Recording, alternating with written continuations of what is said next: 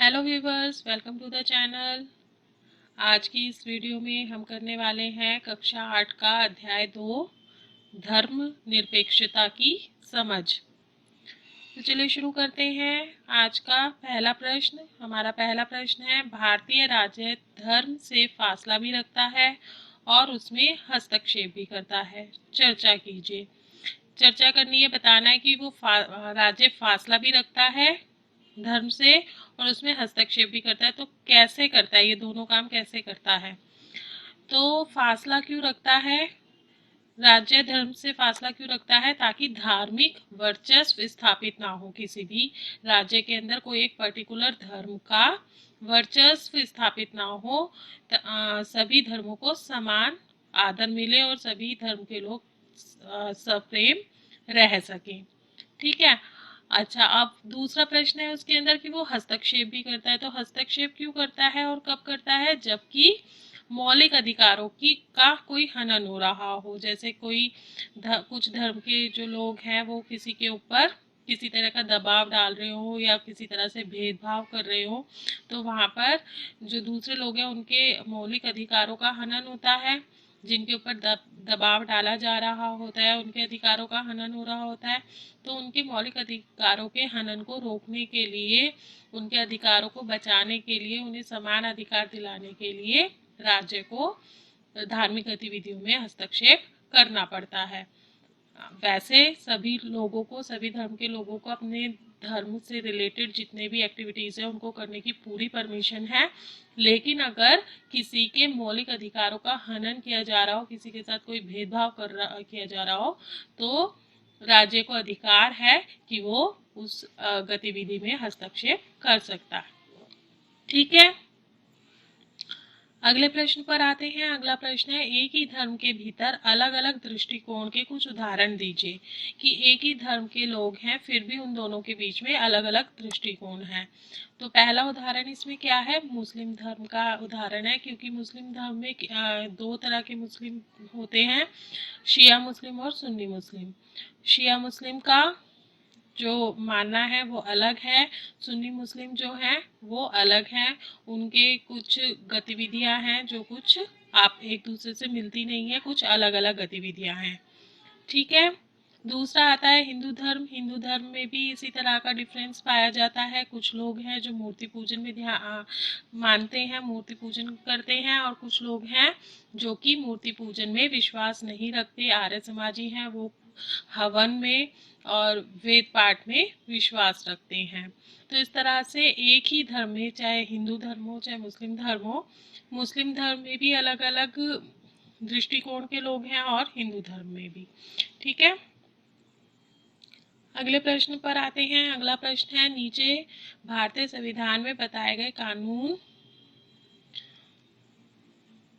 के बनाने वाले जो हैं उनके कारण और उनके उल्लंघन के उदाहरण देने हैं। कि जो कानून भारतीय संविधान में जो कानून बताए गए हैं उनको क्यों बनाया गया है और उनका उल्लंघन किस प्रकार किया जाता है, उनका उदाहरण बताना है।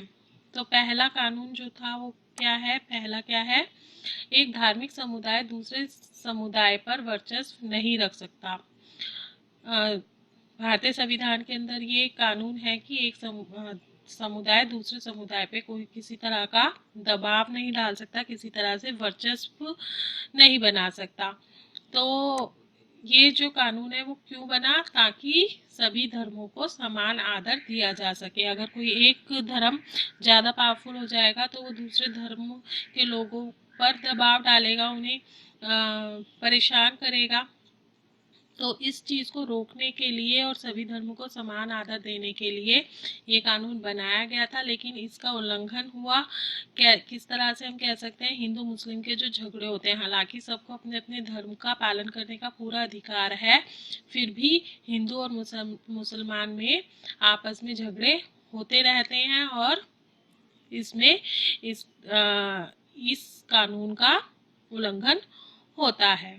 ठीक है। दूसरा जो कानून है वो क्या है? राज्य न तो किसी धर्म को थोपता है और ना ही किसी भी धार्मिक स्वतंत्रता को छीनता है।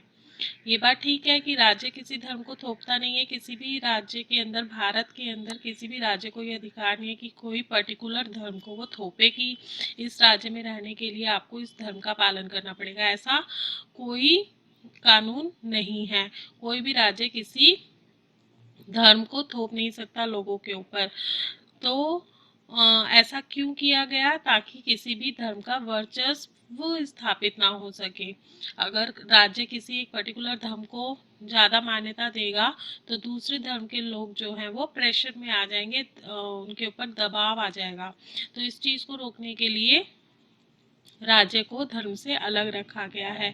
लेकिन इसका जो है उल्लंघन कहाँ पर हुआ? जैसे जर्मनी में इसका उदाहरण है कि जर्मनी में जो नाजीवाद प्रथा हुई थी हिटलर के समय में, वो इसके उल्लंघन का एक उदाहरण है।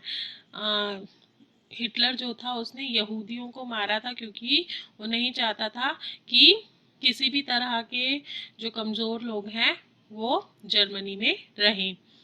ठीक है। तीसरा क्या है? तीसरा है एक ही धर्म के कुछ लोग अपने ही धर्म के लोगों को ना दबाएं। ये कानून है कि किसी भी धर्म के लोग दूसरे धर्म के लोगों को किसी तरह से प्रभाव नहीं डाल सकते। क्यों बनाया गया? ताकि सबको समानता का अधिकार मिले और सभी के अधिकारों की रक्षा की जा सके। लेकिन इसका उल्लंघन हम कहाँ पर देख सकते हैं? जहाँ छुआछात की प्रथा है, जहाँ पर लोग एक छुआछात की प्रथा को मानते हैं, वहाँ पर जो है एक ही धर्म के लोगों के बीच में छुआछात हो जाती है। ऊंची जाति के लोग नीची जाति के लोगों से भेदभाव करते हैं, तो वहाँ पर इस कानून का उल्लंघन होता हुआ पाया जा सकता है। ठीक है। अगले प्रश्न पर आते हैं। अगला प्रश्न है, अगर किसी धर्म के लोग यह कहते हैं कि उनका धर्म नवजात शिशु को मारने की छूट देता है, तो क्या सरकार इसमें दखल देगी या नहीं देगी? बिल्कुल दखल देगी, क्योंकि भारतीय संविधान में ये साफ साफ लिखा है कि राज्य और कानून, राज्य और धर्म अलग अलग अलग हैं। राज्य धार्मिक गतिविधियों में उल्लंघन नहीं, हस्तक्षेप नहीं कर सकता। लेकिन यह भी उल्लेख किया गया है संविधान में कि यदि किसी अधिकार का, मौलिक अधिकार का उल्लंघन हो रहा हो तो राज्य को पूरी पूरी अनुमति है कि वो धार्मिक गतिविधि में हस्तक्षेप कर सकता है। और कोई भी धर्म अगर यह कहता है कि उसे मारने की अनुमति है, चाहे वो नवजात शिशु ही क्यों ना हो, तो उसमें राज्य को पूरा अधिकार है। संविधान उसे पूरा अधिकार देता है कि वो उस गतिविधि को रोके, क्योंकि जीवित रहने का अधिकार सभी के पास प्राप्त है, सभी को प्राप्त है, और ये अधिकार उससे कोई भी छीन नहीं सकता। ठीक है। अगले प्रश्न पर आते हैं। अगला प्रश्न है, लोकतांत्रिक समाज में राज्य और धर्म को क्यों अलग अलग रखा जाता है? लोकतांत्रिक समाज में राज्य को धर्म से अलग रखा जाता है। जैसे कि भारत भी एक लोकतांत्रिक समाज है, यहाँ पर भी राज्य को धर्म से अलग अलग रखा गया है। ऐसा क्यों किया जाता है? ऐसा क्यों कानून बनाया जाता है? क्योंकि जो बहुमत है, जो जिस धर्म के लोग ज़्यादा हैं, जिस धर्म के लोग ज़्यादा हैं उनकी निरंकुशता को पर रोक लगाने के लिए, ताकि बहुमत वाले जो लोग हैं, बहुमत धर्म के जो लोग हैं, वो निरंकुश ना बन सके, उन पर अंकुश लगाया जा सके और लोगों के मौलिक अधिकारों की रक्षा की जा सके। क्योंकि अगर बहुमत धर्म के लोग निरंकुश हो जाएंगे, लोगों के ऊपर अत्याचार करने लग जाएंगे, तो जो दूसरे लोग हैं उनके मौलिक अधिकारों का हनन होगा। उनके अधिकार उन्हें दबाव में लाकर उनके अधिकारों को छीना जा सकता है। इस चीज को रोकने के लिए लोकतांत्रिक समाज में राज्य और धर्म को अलग अलग रखा है। ठीक है। अगले प्रश्न पर आते हैं। अगला प्रश्न है, धर्मनिरपेक्षता क्या है? धर्मनिरपेक्षता क्या है? जहाँ पर धर्म के पालन की पूर्ण स्वतंत्रता हो। जिस देश के लोगों को अपना अपना धर्म की से रिलेटेड जो भी गतिविधियां हैं उन्हें करने की पूरी आज़ादी हो, उसे धर्मनिरपेक्षता कहते हैं। और भारत एक धर्मनिरपेक्ष देश है। यहाँ पर अलग अलग जाति के अलग अलग धर्म को मानने वाले लोग हैं और सभी को अपने अपने धर्म की गतिविधियां करने का पूरा पूरा अधिकार प्राप्त है। ठीक है, अगले प्रश्न पर आते हैं। अगला प्रश्न है, भारत में धर्मनिरपेक्षता बनाए रखने के लिए किन किन बातों का ख्याल रखा जाता है? किन किन बातों का ख्याल रखा जाता है? कि कोई भी एक धार्मिक समुदाय दूसरे समुदाय को न दबाए। ये ध्यान रखा जाता है कि कोई एक धर्म दूसरे धर्म के लोगों को किसी भी तरह से दबाव में ना डाले। ठीक है, दूसरा पॉइंट आता है कि कुछ लोग अपने ही धर्म के अन्य सदस्यों को ना दबाएं, कि एक ही धर्म के कुछ जो पावरफुल लोग हैं वो कमजोर लोगों को किसी तरह से प्रेशर में ना लाए, उन्हें किसी तरह का उनके ऊपर दबाव ना बनाए। ठीक है, तीसरा पॉइंट इसमें आता है वो है, राज्य न तो किसी खास धर्म को थोपता है और ना ही किसी धर्म की स्वतंत्रता को छीनता है। राज्य के पास ये कोई अधिकार नहीं है कि वो किसी धर्म को थोपे अपने लोगों पर, अपने राज्य में रहने वाले लोगों पर, और या फिर उस राज्य में जो लोग रह रहे हैं उनकी धार्मिक स्वतंत्रता को छीने। इस तरह का कोई अधिकार राज्य के पास नहीं है। तो ये नियमों का पालन करना जो है ये हो उस किसी भी राज्य के अंदर इस बात का ख्याल रखा जाता है।